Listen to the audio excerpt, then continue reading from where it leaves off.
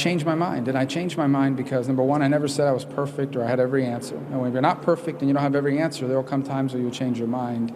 But number two is because I honestly believe that no matter who's elected president, we're going to need a Senate full with people willing to act as a check and balance on the excesses of the next president.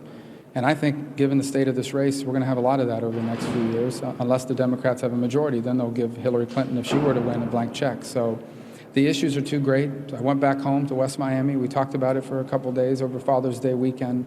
And we had two paths to choose from. And one was a lot more comfortable. The risk of not running, the comfort that comes from being in the private sector. But we chose the opportunity to make a difference in service. And I'm looking forward to the challenge. It'll be a tough race, but I'm looking forward to it. Do you commit to serving 6 years, 6 full years, if you are elected? Well, what I'm not going to do any more of these sort of unequivocal pronunciations. But don't the voters of Florida deserve to know? Here's what they're going to know. They're going to know that I'm coming back to be a senator. I'm coming back fully committed to this job with as much passion as ever. I'll tell you this, if my plan was to run for president in 2020, jumping into a race like this with all the political risks associated with it would not be the decision one would make.